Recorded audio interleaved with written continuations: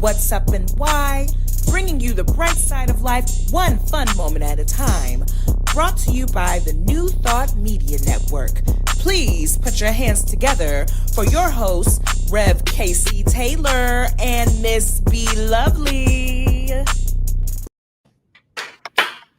Clap for us, clap for us, clap for the world. Hey, Miss B Lovely. Hey, Rev Casey Taylor. Thank you guys for joining us for another episode of What's Up and Why. How you be today? That is the best question ever. I texted you first thing this morning when I woke up. I was like, let me ask Miss B Lovely if she still resonates vibes with this theme of my love of celebrating, honoring Mariah's Here For It All album and waking up to really just loving my life. Like things are working for me. I've got a nice flow going on.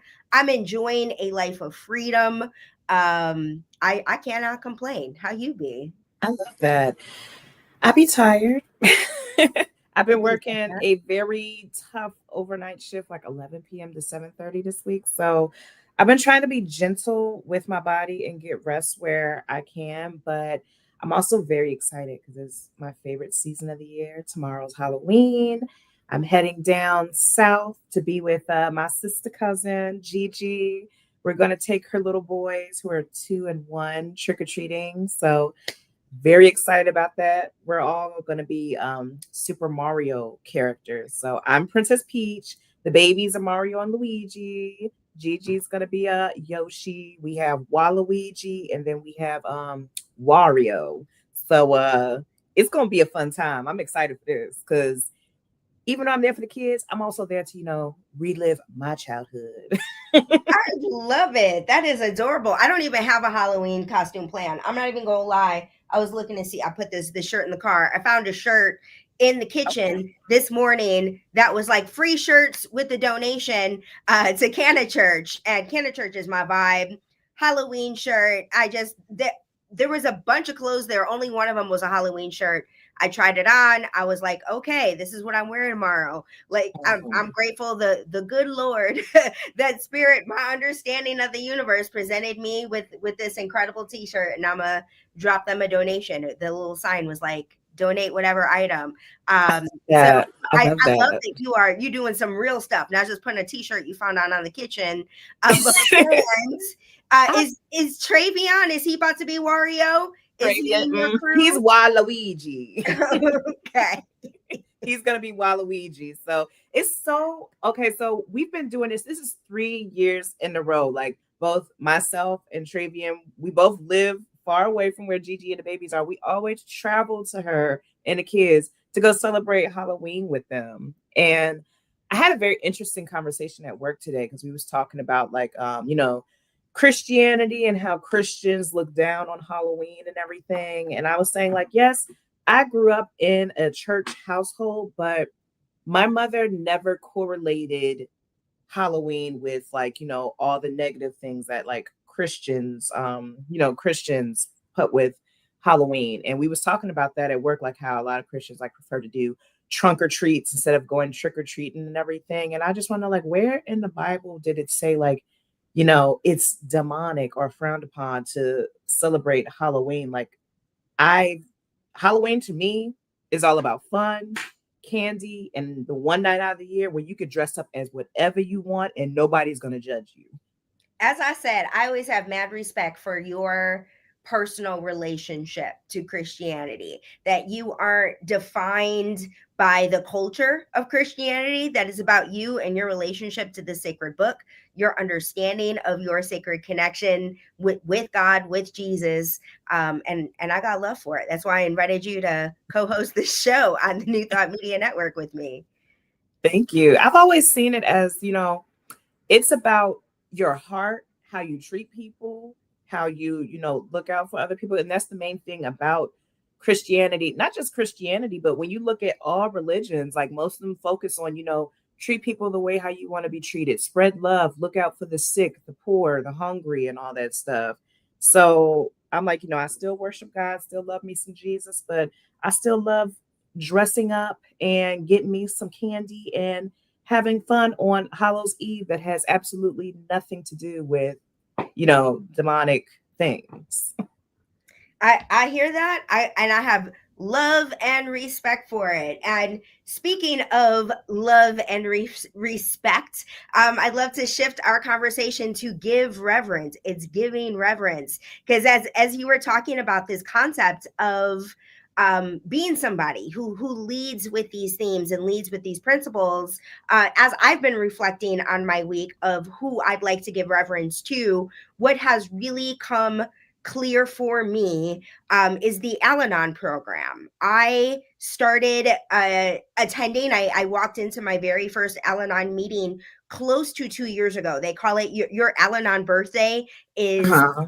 the first time that you walk in. So I walked in December 30th of 2023. Yes, yes, yes. And when I walked it, what I love about the Al-anon program, what Al-anon is for, are people who are affected by somebody else's um, uh, abuse of alcohol or use of alcohol. Somebody, a loved one who suffers from the disease of alcoholism, is how it's phrased in Al-anon meetings. And when I walked into the program, what resonated with me about it so much is kind of like you talked about, where these themes of taking responsibility for your own actions, recognizing your role and participation in a toxic cycle. The entire program is about taking the blame off of the person who's struggling with the disease of alcoholism and putting it back on the person who came into the program, and how to live from a place of peace no matter what. And in my reading this morning, the whatever daily reader I had talked about how there is, how we have this opportunity to, or actually no, that's not what it was. It wasn't about opportunity.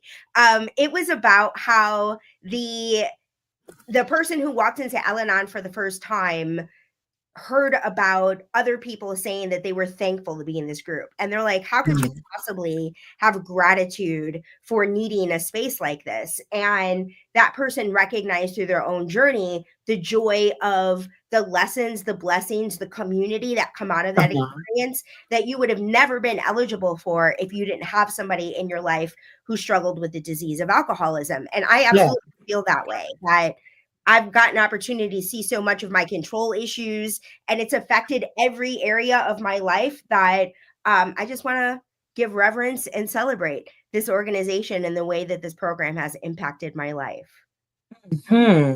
So, like, with those revelations that you're, learning from this program, like, how has it, helped to change, or, how has it impacted your Yeah. quality of life and everything? It's the best question ever.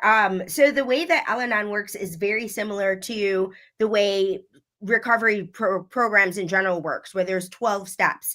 And right now I'm on step 4. I'm finishing step 4, which is an inventory, taking a fearless and moral inventory of your life.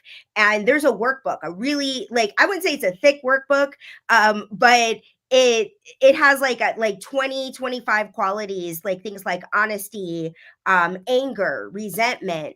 And I found that as I moved through each quality of answering, maybe like somewhere between 6 to 10 questions about these qualities, they Yeah. invited me to look at these qualities in myself in a way that I had never looked at these qualities before. And once I had that awareness about myself, at first, I had a lot of shame. It's taken me a year and a half to move through this program, because when I got slapped in the face with my own truth, I didn't like what I was seeing about myself. So I had to like deal with the impact of the sting of my own truth, and then also notice the ways that I show up as this toxic person throughout my life, and then make those changes. So I Yeah. always say I cannot become a brand new person overnight. Like the experience of recognizing my own truth and making these changes are things that have been slow and methodical. And I'm feeling like as I'm coming up to the end of my 4th step, like I've gotten some version of applying so many areas. So I can't even give you one thing, because this is a year and a half worth of work that I have done Yeah. that has completely changed me. Mhm. Oh, Thank congratulations. That's you. really good. It's such a interesting experience when, the mirror gets held up to you and you see certain qualities of yourself. It's like, oh, wow. Okay. So, I need to hold myself accountable. I am, responsible for certain things that have been happening in my life. Because, with therapy for me, like that has been like a real eye opener when I do like, my little self evaluation and everything. But I feel like for humans, like it's so important to take that time to like, look at your habits, look at what you do, look at how you play a role in things. And it helps us to evolve because I always believe while we are here on earth every single day is another day for you to be able to become a better version of yourself. And we're supposed to be evolving, not being stagnant, not being stuck in our ways. Because, some people say, I'm just like that. That's just who I am. Well, that part sucks for some Right, people. right. And one of the things I was thinking about, like, I think the biggest, I love that you asked this question because I feel like the biggest shift is that I had on all of these walls where I couldn't see and couldn't hear the kinds of things that were people were saying to me. Like you just said, it's like this is just who I am. You gonna have to deal with it. That's not really where I was operating from. I really, in the ways that I was being called out for my toxic behavior and toxic habits, I didn't hear it. I was like rejecting it. It was very much like, no, you the one who. I wasn't looking at me. I wasn't seeing me. And going into therapy, I wasn't sharing those kinds of things because it was like it was such a hard wall that none of it was getting through. And I wasn't walking into therapy saying, this is what so and so said to me yesterday. I was, I'm in my own emergency and Yeah. I'm trying to figure out how to make my way through it without taking any responsibility for my actions and not giving my mental health professional any information about how to even reflect back to me what I need to know. So that was Mhm. why I needed Al-anon because therapy was not going to get me there. Mhm. Do you have any advice for anyone who, would be interested in joining that type of program who might be hesitant to, start that journey? I sure do because a lot of people have expressed that kind of concern because you really have to walk into a meeting. It doesn't matter where. For people who are uncomfortable with the idea of just walking into a space alone without knowing anybody there and knowing what they're walking into, I highly recommend an online meeting. I personally have never been to one because I'm a big in-person person. I'm not afraid to walk into a space and share what I got going on for a room full of strangers. But for the kind of person that just wants to get a sense of what to expect from a live meeting, I think in an online meeting, and there are a million of them, and even there, not only are there like worldwide meetings, but every city pretty much has some kind of online meeting in your own community. So like Oklahoma City has an online meeting on Wednesdays that's like a hybrid. So somebody can watch the online meeting to get a sense of what they're walking into before actually showing up in person. So that's my recommendation. Go to a meeting either online or in person, whatever best supports you most. Mhm. Thank you for that. Thank you for asking. You got such great questions. I mean, it's the journalist in me. I had that thought, but I was going to wait for you to say it. Well, I consider myself a non-traditional journalist because we've had these conversations before. Like when I came into this industry, I've always heard like, you got to play the game. And I'm like, people have been playing the game and get screwed over all the time. So I'm not all about playing no antiquated game. I'm all about trusting God, following the beat of the drum that I hear God giving to me, and trusting that, He's going to lead me in the right direction. So not traditional, but still consider myself a journalist. Beautiful. But I think that's the best way to do it. That's my personal belief, is that's the best way to do it. yes. So thank you for that. We're going to go into our next segment called Do Better Blues. And Casey Taylor, have you ever like read any of the Harry Potter books, seen any of the movies and stuff? I have seen most of the movies, I think, but I didn't really like I kind of like binged most of them and didn't get to the end. Okay. That is what happened. So bear with me. I Mhm. feel like we are living in the times of Harry Potter and the Order of the Phoenix. Harry Potter and the Half Blood Prince, when Lord Voldemort came back, took over, had people fired, had people killed, had people bending the knee to him, and doing his bidding and making the world go from a place of light to a place of darkness, despair, loss of hope. Working in this industry and also doing community service work, I see like because of a lot of the things that are happening in this country, how things are changing, there is a lot of I don't want to use the word oppression, but in the movies, how they portrayed when Lord Voldemort came back and took over and all evil was like covering the earth. Everything just went from light and happiness to darkness and heaviness, especially as we go into November 1st. If you guys are not aware, the government has been shut down for 30 days. Today marks 30 days that the government has been shut down. A lot of people, 41.7 million people, are at risk of not having any money to get food starting November 1st because SNAP is not going to have any more money because of the shutdown. The government is not going to pay for families to be able to put food on the table. On top of that, open enrollment starts for healthcare, and a lot of people are expecting to see their premiums skyrocket because of a lot of the policies that's in place. And I just want to say, for a country that says that it is built on Christianity, the pillars of Christianity, Jesus has always talked about: care for the sick, care for the widows, care for the children, care for the poor. You're not supposed to put money over people. God has said it is easier for a poor person to get into heaven than a rich person because the heart of the rich is usually corrupt. And I just see that there's a lot of disdain for the poor, which I don't understand because it's like they're already going through a struggle. Why would you want to make life harder? But the SNAP benefits isn't just for people who are impoverished. It's also for domestic violence victims, women or even men who escape domestic violence and need help. They can sometimes get SNAP to be able to get back on their feet while they're escaping those treacherous livelihoods and stuff. And what else? Because you work in a shelter, like can you also speak on like who else like benefits from SNAP, like homeless children, like don't they get SNAP benefits as well? Yes, yes, absolutely. All of the youth at the shelter, everyone experiencing homelessness does get SNAP benefits. So this absolutely does make it harder for people who are unhoused already, who don't, Yes. when people don't have their basic resources like shelter, having a card that gives you access to some kind of food. Most people, homeless folks in Oklahoma, were getting about $200. I think that was like the standard for an individual who had zero income. It was two something.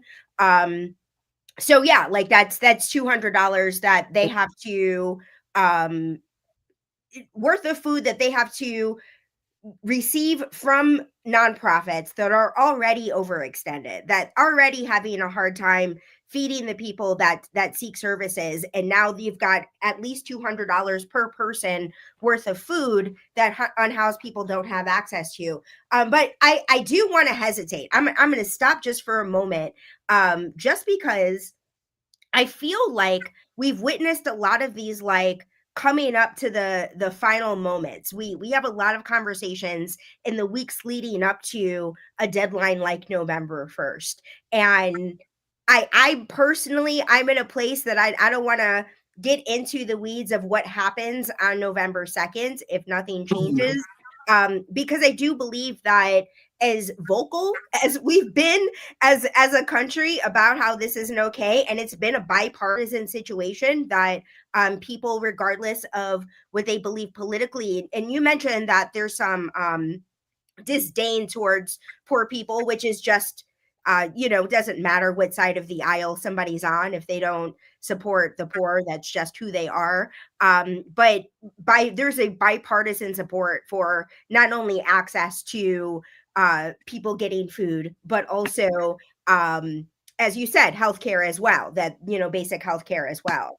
Yeah, so I just want to like interject, like I'm not going to get into the weeds or anything, but the topic today is about my love, and I Mm, just think that we need to be loving our neighbors. Like our producer Clarissa just like told me 1.2 million veterans also rely on SNAP.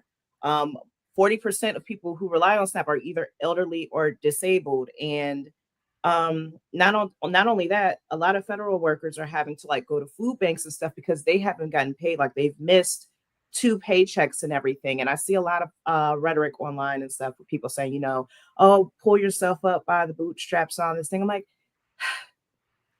love your neighbor as you love yourself. This is a time where we need to come together and help each other, no matter race, no matter gender, no matter creed.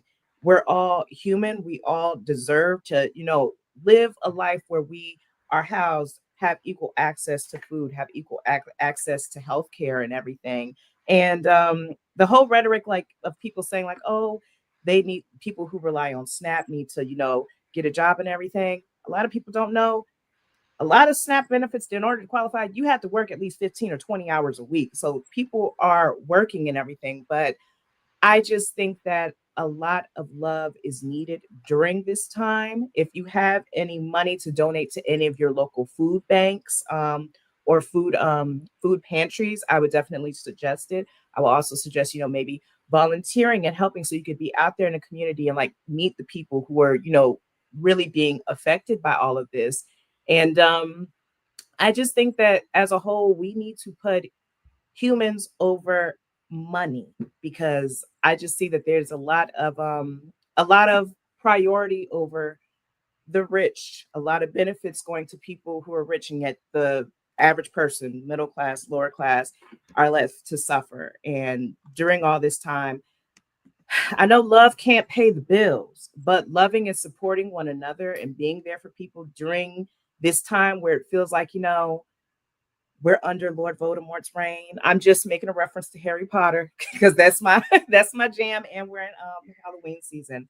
But I really want to implore anybody who's watching today to, if you have it, try to give back to your local food bank, try to give back to your community, try to be there for the kids, try to look out for one another, because it's going to take a village for us to be able to thrive and survive and to get through this season that we are in. That is so well said. I do want to note about the Harry Potter of it all, that J.K. Rowling being anti-trans has been like a really big thing among the queer So community. disappointing. It is so disappointing. So as we're having a conversation about Harry Potter, I just want to throw that in, that as we're talking about love your neighbor, hopefully J.K. Rowling gets the message in the ether, to love people who are different than she is. Whenever I'm sorry, I just like whenever I think of Harry Potter, I don't think of J.K. Rowling, even though she created it and everything. I think of like the story and the underlying message of how love conquers all. But very disappointing to see how her views are, because it's like if you have this view of love conquers all, looking at you sideways, Joanne. And that's what I said earlier about a block, right? That the world is screaming at, well, maybe not the world, but there are plenty of people and plenty of Harry Potter fans and youth with Harry Potter tattoos screaming at her, please see us. And she does not. And that is what it is.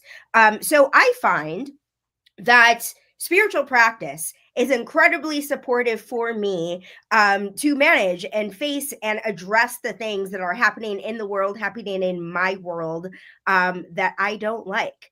And so I'm going to move on to the Making Peace with Your Inner Shit Talker, which is a 90-day program that I created for the purposes of supporting myself in making peace with your inner shit talker. I go through my own 90-day program several times, sometimes alone, sometimes with other people. And that link that our producer Clarissa just dropped in the chat is information on how to access the program. And also, we've got a virtual group starting up on Tuesday. This Tuesday, November 4th, we're starting a virtual space. It's going to be late your time, Miss Be Lovely. It's 9 p.m.